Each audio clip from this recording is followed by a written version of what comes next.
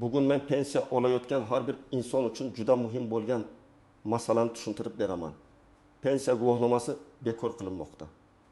Ya'ni endi ko'pchilik holatlarda eski qog'oz yoki plastik ko'rinishdagi pensiya guvohnomasi avvalgidek asosiy hujjat sifatida talab qilinmaydi. Bu xabar oddiy ko'ringani bilan aslida har bir pensionerning dorixonaga borishi, transportdan foydalanishi, imtiyoz olishi, bankdan pul yetishi, sanatoriy yoki boshqa ijtimoiy xizmatlarga murojaat qilishi bilan bog'liq bo'lishi mumkin. Shuning uchun bu ma'lumotni oxirigacha eshitishingizni so'rayman. Chunki noto'g'ri tushuncha sababli kimdir endi pensiyam to'xtab qoladimi? Kimdir guvohnomam bo'lmasa imtiyoz olmaymanmi? Yana kimdir yana qayergadir borib navbatda turishim kerakmi deb xavotirga tushishi mumkin. Men bugun hammasini oddiy tilda hayotiy misollar bilan tushuntiraman. Kanalga ho'zroq obuna bo'ling, videoga like bosing. Chunki bunday xabarlar aynan vaqtida eshitilsa foyda beradi. Avval qanday edi?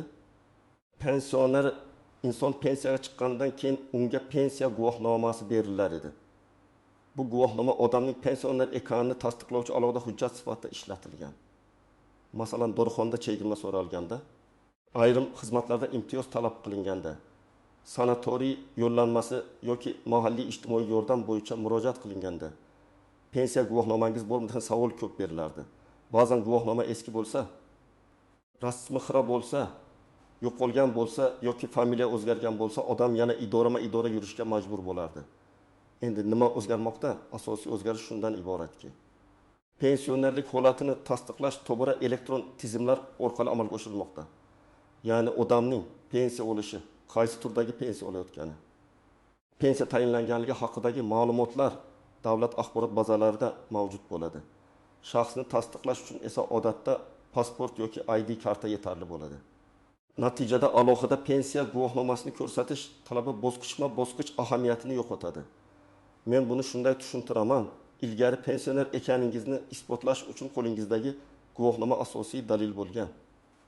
Endi esa tizimning o'zi sizning pensioner ekaningizni ko'ra oladi. Bu jarayon raqamlashtirish deyiladi. Raqamlashtirishning maqsadi odamlarni ortiqcha qog'oz, navbat, qayta ariza yozish, hujjat nusxasi ko'tarib yurishdan ozod qilishdir. Lekin bu yerda eng muhim savol, pensiya guvohnomasiz bekor qilinsa, pensiya ham bekor bo'ladimi? Yo'q. Buni aniq aytaman. Guvohnoma boshqa, pensiya huquqi boshqa.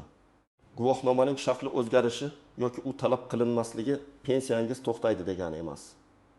Pensiya tayinlangan bo'lsa, qonuniy asosda to'lanaveradi. Guvohnoma faqat tasdiqlovchi vosita bo'lgan pensiyaning o'zi emas. Endi kimlar xavotir olishi kerak? Kimlar esa ortiqcha vahimaga tushmasligi kerak? Buni alohida tushuntiraman. Birinchi guruh pensiyani muntazam olib turgan, ID kartasi yoki pasporti tartibda bo'lgan pensionerlar. Agar siz har oy pensiyangizni bank kartangizga olayotgan bo'lsangiz yoki pochta orqali olayotgan bo'lsangiz, shaxsiy ma'lumotlaringiz to'g'ri bo'lsa, siz uchun katta muammo bo'lmasligi kerak. Chunki pensiya tayinlangani tizimda bor. Sizdan ko'p holatda faqat shaxsni tasdiqlovchi hujjat so'raladi. Masalan, siz bankka bordingiz, karta bilan bog'liq savol bo'ldi. Bank xodimi sizdan pensiya guvohnomasini emas, ID karta yoki pasportni so'rashi tabiiy. Chunki shaxs aniqlansa, kerakli ma'lumotlar elektron tizim orqali tekshiriladi. Ikkinchi guruh eski pensiya guvohnomasini yo'qotib qo'yganlar. Avvallari bunday odamlar juda ko'p qiynalardi. Guvohnomam yo'q, endi nima qilaman deb pensiya bo'limiga borar, ariza yozar, kutar, ba'zan surat olib kelar, yana qilar edi. Endi agar tizim to'liq ishlasa, guvohnoma yo'qligi odamning pensioner ekanini inkor qilmaydi. Sizning asosiy huquqingiz elektron bazada saqlanadi. Lekin bu umuman hech narsa kerak emas degani emas. Shaxsni tasdiqlovchi hujjat, ya'ni ID karta yoki pasport baribir kerak bo'ladi. Uchinchi guruh imtiyozlardan foydalanadigan pensionerlar. Masalan, ayrim hududlarda kommunal to'lovlar, transport, dori-darmon, sanatoriy, tibbiy xizmatlar yoki boshqa yordamlar bo'yicha pensionerlik maqomi muhim bo'lishi mumkin. Ana shu joyda ehtiyot bo'lish kerak. Chunki barcha tashkilotlar ham elektron bazaga bir xil darajada ulangan bo'lmasligi mumkin. Masalan, katta bank yoki davlat xizmatlari markazida ma'lumot tez chiqadi. Lekin kichik xususiy dorixona yoki mahalliy xizmat ko'rsatuvchi tashkilotda xodim hali eski tartibga o'rganib qolgan bo'lishi mumkin. U pensiya guvohnomangizni ko'rsating deyishi ehtimoli bor. Bunday vaziyatda janjal qilish shart emas. Siz xotirjam tarzda hozir pensionerlik ma'lumoti elektron tizim orqali tekshiriladi. ID kartam orqali ko'rib bering deb aytishingiz mumkin. 4-guruh nogironlik pensiyasi, boquvchini yo'qotganlik pensiyasi yoki yoshga doir pensiya oladiganlar. Bu yerda ham farqni tushunish zarur.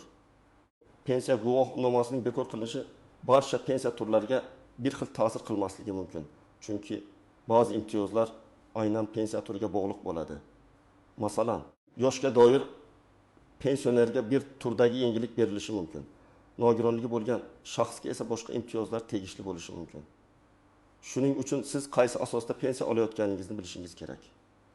Agar sizdan qaysi turdagi pensiya olasiz deb so'rashsa, faqat pensionerman deyish yetarli bo'lmay qolishi mumkin. Zarur bo'lsa pensiya tayinlanganligi haqida ma'lumotnoma olish mumkin. Masalan, 67 yoshli Dilbar Opahar oy 1.200.000 so'm pensiya oladi. Uning eski pensiya guvohnomasi bor, lekin qo'pqog'i yirtilgan, rasmi xira. U dorixonaga borib ayrim dori vositalari bo'yicha chegirma yoki ijtimoiy yordam dasturi bor yo'qligini so'raydi. Ilgari dorixonachi guvohnomani ko'rib, rasm bilinmayapti, yangisini olib keling deyishi mumkin edi. Endi esa Dilbar opa ID kartasini ko'rsatib, pensionerlik holatini elektron tekshirtirishi mumkin bo'ladi. Bu uning vaqtini ham asabini ham tejaydi. Yana bir misol. 2 yoshli Karim ota pensiyasini bank kartasi orqali oladi. U guvohnomasini yo'qotib qo'ygan. U vahimaga tushib, endi pensiyam berilmay qoladimi deb o'ylaydi. Aslida bunday emas. Pensiya to'lovi karta orqali davom etadi. Guvohnoma yo'qolgani pensiya tayinlanganini bekor qilmaydi.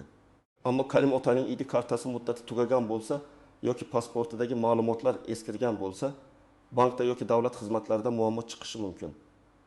Demak, asosiy e'tibor guvohnomaga emas, shaxsni tasdiqlovchi hujjatning to'g'riligiga qaratiladi. 3-misol. 8 yoshli Mohira opa boquvchisini yo'qotganlik pensiyasi oladi. U farzandi nomidan ayrim ijtimoiy yordamga murojaat qilmoqchi. Tashkilot xodimi undan pensiya guvohnomasi bormi deb so'raydi. Mohira opa faqat eski guvohnomani ko'rsatib qo'ysa, ba'zan ma'lumot yetarli bo'lmasligi mumkin. Chunki bu holatda pensiyaning turi, kimga tayinlangani, qaysi asosda to'lanayotgani muhim. Shuning uchun u pensiya bo'limidan yoki elektron xizmat orqali pensiya tayinlanganligi haqidagi ma'lumotnomani olgani ma'qul bo'ladi. 4-misol. Nogironlik pensiyasi oladigan Bahodir aka transport imtiyozidan foydalanmoqchi. Agar nazoratchi yoki xizmat ko'rsatuvchi xodim faqat eski guvohnomani talab qilsa, Bahodir aka ID karta bilan birga nogironlikni tasdiqlovchi hujjat yoki elektron ma'lumotni ko'rsatish kerak bo'lishi mumkin. Chunki nogironlik imtiyozi faqat pensionerlik bilan emas, nogironlik darajasi va tegishli qaror bilan bog'liq bo'ladi. Mana shu nozik farqni ko'pchilik bilmaydi. Men eng muhim narsani alohida ta'kidlayman. Pensiya guvohnomasi talab qilinmasligi sizning huquqingiz yo'qoldi degani emas. Aksincha, huquqni tasdiqlash usuli zamonaviylashmoqda.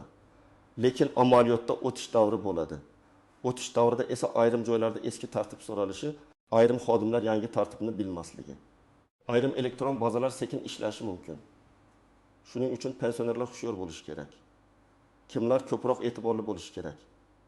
Birinchidan, hujjatlarda familiya, ism, otasining ismi bo'yicha farq borlar. Masalan, pasportda Gulnora, pensiya hujjatida Gulnora yozilgan bo'lsa, elektron tekshiruvda muammo chiqishi mumkin. Ikkinchidan, yashash joyini o'zgartirganlar. Agar siz boshqa tumanga ko'chgan bo'lsangiz, lekin pensiya tizimidagi manzilingiz eski bo'lsa, ayrim xizmatlarda noaniqlik bo'lishi mumkin. Uchinchidan, ID kartasi yoki pasport muddati o'tganlar.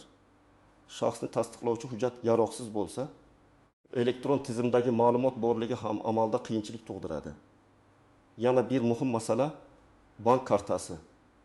Hozir ko'pchilik pensiyani karta orqali oladi. Pensiya guvohnomasi bekor qilinishi bank kartangizni bekor qilmaydi. Ammo bank kartangiz muddati tugagan bo'lsa, telefon raqamingiz almashgan bo'lsa, PIN kodini unutgan bo'lsangiz, pensiyani olishda muammo bo'lishi mumkin. Ba'zi pensionerlar buni guvohnoma bilan bog'lab yuboradi. Aslida bu bank xizmati masalasi. Bunday holatda bankka ID karta bilan borib, kartani almashtirish yoki ma'lumotni yangilash kerak. Yana bir holat. Ishonchnoma orqali pensiya olish. Masalan, pensioner yura olmaydi. Pensiyasini farzandi yoki qarindoshi ishonchnoma asosida oladi. Bu yerda ham guvohnoma bekor bo'lishi ishonchnoma talabini yo'qotmaydi. Agar pulni boshqa odam olayotgan bo'lsa, qonuniy ishonchnoma, shaxsni tasdiqlovchi hujjatlar va bank yoki pochta talab qiladigan tartib baribir saqlanadi. Demak, guvohnoma kerak emas ekan, endi o'g'lim borib olib kelaveradi deb o'ylash noto'g'ri. Vakolat alohida hujjat bilan tasdiqlanadi. Endi ko'pchilik e'tibor bermaydigan nozik jihatlarga o'tamiz. Birinchi nozik jihat. Hamma joyda bir kunda bir xil tartib ishlamaydi. Qonun yoki qaror chiqqani bilan amaliyotga tushishi uchun vaqt kerak bo'ladi. Elektron tizimlar bir-biriga ulanadi, tashkilot xodimlari o'qitiladi. Eski blankalar va ichki yo'riqnomalar o'zgartiriladi. Shu sababli bir tumanda hammasi oson ishlashi, boshqa tumanda esa hali guvohnoma olib keling deyishlari mumkin. Bunday holatda siz mening huquqim bor, ma'lumotni elektron tekshiring deb muloyim, lekin qat'iy aytishingiz kerak. Ikkinchi nozik jihat. Eski pensiya guvohnomangiz bo'lsa, uni darhol tashlab yubormang. Men buni alohida tavsiya qilaman. Hujjat endi asosiy talab qilinmasligi mumkin, lekin o'tish davrida eski guvohnoma qo'shimcha dalil sifatida foyda berishi mumkin. Uni uyda boshqa muhim hujjatlar bilan birga saqlab qo'ying. Ayniqsa chekka hududlarda, internet ishlamay qolgan joylarda yoki elektron baza vaqtincha ochilmagan vaziyatda eski guvohnoma masalani tezroq hal qilishga yordam berishi mumkin. Uchinchi nozik jihat, firibgarlardan ehtiyot bo'ling. Har safar hujjat tartibi o'zgarsa, bundan foydalanmoqchi bo'lgan odamlar paydo bo'ladi. Kimdir telefon qilib, pensiya guvohnomangiz bekor bo'lyapti, yangisini chiqarish uchun pul o'tkazing deyishi mumkin. Kimdir kartangiz bloklanadi, kodni ayting deb aldashi mumkin. Men mutaxassis sifatida qat'iy aytaman. Hech kimga karta raqamingizning maxfiy kodlarini, SMS kodlarini, PIN kodini aytmang. Davlat organi yoki bank xodimi sizdan telefon orqali SMS kod so'ramaydi. Agar kimdir shunday desa, bu juda katta ehtimol bilan firibgarlik. To'rtinchi nozik jihat, pensiya miqdori guvohnoma bilan belgilanmaydi. Ba'zi odamlar guvohnoma bekor bo'lsa, pensiya qayta hisoblanadimi deb so'raydi. Pensiya miqdori, ish staji, ish haqi, pensiya turi, qonunchilikdagi indeksatsiya va boshqa asoslar bilan belgilanadi. Guvohnoma esa faqat tasdiqlovchi hujjat edi. Demak, guvohnomaning bekor qilinishi pensiya summasini avtomatik oshirmaydi ham, kamaytirmaydi ham. 5-chi nozik jihat, imtiyozlar alohida tartibda tekshiriladi. Masalan, siz pensionersiz, lekin ma'lum bir imtiyoz faqat kam ta'minlangan oilaga, nogironligi bo'lgan shaxsga, urush qatnashchisiga, yolg'iz yashovchi keksaga yoki ma'lum yoshdan oshgan shaxslarga berilishi mumkin. Shuning uchun men pensionerman, hamma imtiyoz menga tegishli deb o'ylash ham to'g'ri emas. Har bir imtiyozning o'z sharti bor. Elektron tizim aynan shu shartlarni tekshirishi mumkin. 6-chi nozik jihat. Xorijga chiqish yoki boshqa davlatdagi jarayonlar. Agar pensioner vaqtincha chet elda bo'lsa yoki chet eldagi qarindoshlariga pensiya holatini isbotlash kerak bo'lsa, eski guvohnoma yetarli bo'lmasligi mumkin. Bunday holatda rasmiy ma'lumotnoma, tarjima, notarial tasdiq yoki tegishli davlat organidan olingan hujjat kerak bo'lishi mumkin. Demak, ichki foydalanishda elektron ma'lumot yetarli bo'lsa ham, ayrim rasmiy tashqi jarayonlarda alohida hujjat talab qilinadi. Endi eng muhim qism. Siz hozir nima qilishingiz kerak? Men har bir pensionerga quyidagi tartibda harakat qilishni tavsiya qilaman. Birinchi qadam. Shaxsni tasdiqlovchi hujjatingizni tekshiring. ID kartangiz yoki pasportingiz yaroqlimi? Muddati o'tmaganmi? Undagi ism, familiya to'g'rimi? Tug'ilgan sana xato emasmi? Shuni ko'ring. Agar hujjat muddati tugagan bo'lsa, kechiktirmang. Ichki ishlar organlari migratsiya va fuqarolikni rasmiylashtirish bo'limiga yoki davlat xizmatlari markaziga murojaat qilib, hujjatingizni yangilang. Ikkinchi qadam. Pensiya to'lovingiz qanday kelayotganini tekshiring.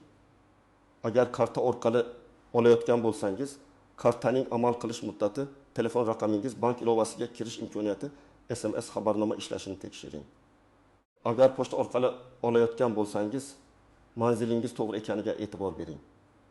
Ko'p muammolar aslida guvohnomadan emas, manzil yoki bank ma'lumotlarining eskirganidan kelib chiqadi. 3-qadam. Eski pensiya guvohnomangizni saqlab qo'ying.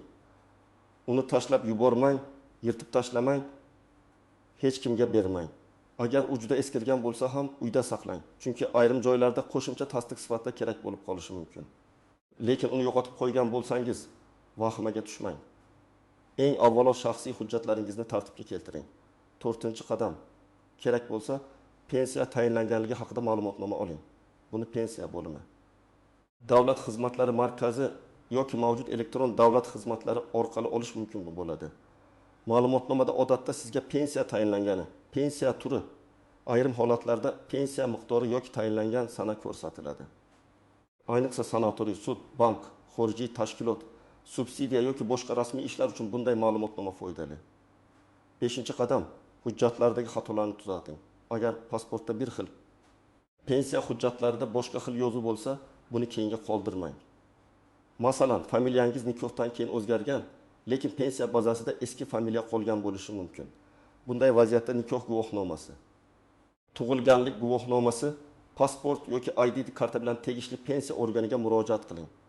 Xato qancha erta tuzatilsa, keyin shuncha kam qiynalasiz. 6-qadam, firibgarlarga ishonmang. Agar sizga kimdir qo'ng'iroq qilib, pensiya guvohnomangiz bekor bo'ldi, yangi elektron guvohnoma chiqaramiz, kartangizdagi kodni ayting desa, darhol suhbatni to'xtating. Bank kartangizdagi pulni himoya qilish uchun hech qachon SMS kodni aytmang. Pensiya masalasi bo'yicha faqat rasmiy tashkilotga o'zingiz boring yoki rasmiy telefon raqamlariga qo'ng'iroq qiling. 7-qadam, yaqinlaringizga ham tushuntiring.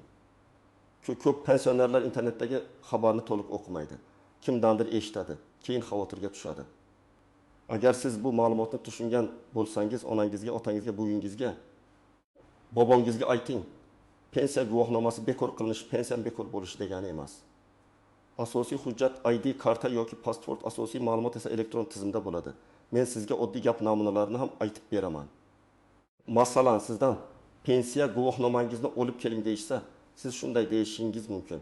Mening shaxsni tasdiqlovchi ID kartam bor. Iltimos, pensionerlik ma'lumotimni elektron tizim orqali tekshirib bering. Agar xodim baribir talab qilsa, qaysi normativ hujjat asosida aynan qog'oz guvohnoma talab qilinyapti, yozma javob bera olasizmi deb so'rashingiz mumkin. Odatda yozma javob so'ralganda masala aniqroq ko'rib chiqiladi. Arzga xizmat ko'rsatishdan bosh tortishsa, buni og'zaki bahs bilan tugatib qo'ymang. Tashkilot nomi, xodimning ismi, murojaat sanasi, rad etish sababi haqida ma'lumotni yozib oling. Keyin yuqori tashkilotga, davlat xizmatlari markaziga yoki tegishli idoraga murojaat qilish mumkin. Murojaatda aniq yozing. Men pensionerlik maqomimni ID karta orqali tasdiqlashni so'radim, lekin mendan faqat eski pensiya guvohnomasi talab qilindi. Aniq yozilgan murojaat ko'proq natija beradi. Agar elektron tizim ishlamay qolsa, vaziyatni ham tushunish kerak. Ba'zan internet uziladi, baza vaqtincha ochilmaydi, texnik nosozlik bo'ladi. Bunday holatda xodim ham darhol ma'lumotni ko'ra olmasligi mumkin. Shunda sizdan keyinroq kelish, boshqa tasdiqlovchi hujjat olib kelish yoki ma'lumotnoma taqdim etish so'ralishi mumkin. Bu har doim ham qonunbuzarlik degani emas. Muhimi, sizning huquqingiz butunlay rad etilmasligi kerak. Ko'pchilik nega eski guvohnomani qoldirib qo'ya qolishmaydi deb so'raydi. Men buni oddiy tushuntiraman. Birinchidan, qog'oz hujjat yo'qoladi, yirtiladi, eskiradi, soxtalashtirilishi mumkin. Elektron ma'lumot esa markaziy bazada saqlanadi. Ikkinchidan, odamlar har safar guvohnoma nusxasi surat ariza bilan yurmasligi kerak. Uchinchidan, davlat organlari bir-biridan qog'oz so'rab vaqt yo'qotmasdan ma'lumotni elektron tarzda olish kerak. To'rtinchidan, bu korrupsiya va ortiqcha vositachilikni kamaytiradi. Chunki odam guvohnoma chiqarib beraman degan shubhali odamlarga muhtoj bo'lmaydi. Lekin har qanday yangi tartibning yaxshi ishlashi uchun 3 ta narsa kerak. Tizim ishlashi, xodimlar bilishi, fuqarolar o'z huquqini tushunishi. Agar shu 3 tasidan biri sust bo'lsa, muammo chiqadi. Shuning uchun men bugun sizga faqat xabarni aytib qo'ymayapman, balki amalda qanday yo'l tutishni tushuntiryapman. Demak, asosiy fikr shuki, pensiya guvohnomasi bekor qilinishi yoki avvalgidek talab qilinmasligi pensiya bekor bo'ladi degani emas. Pensiya huquqi saqlanadi, to'lovlar belgilangan tartibda davom etadi. O'zgarayotgan narsa asosan pensionerlik maqomini tasdiqlash usuli. Qog'oz guvohnoma o'rnini elektron ma'lumotlar va shaxsni tasdiqlovchi hujjatlar egallamoqda. Siz hozir eng avvalo ID karta yoki pasportingizni tekshiring. Bank kartangiz va telefon raqamingiz tartibda ekaniga ishonch hosil qiling. Eski guvohnomani saqlab qo'ying. Kerak bo'lsa pensiya tayinlanganligi haqida ma'lumotnoma oling. Hech kimga SMS kod, PIN kod yoki bank ma'lumotlarini bermang. Agar sizning hududingizda hali ham pensiya guvohnomasini talab qilishayotgan bo'lsa, izohlarda yozib qoldiring. Qaysi viloyat, qaysi tuman, qanday vaziyat bo'ldi. Bu boshqa pensionerlar uchun ham foydali bo'ladi. Videoga like bosing, kanalga obuna bo'ling va yaqinlaringizga ham yuboring. Chunki bu ma'lumot har bir pensioner, har bir pensionerning farzandi va har bir oila uchun muhim.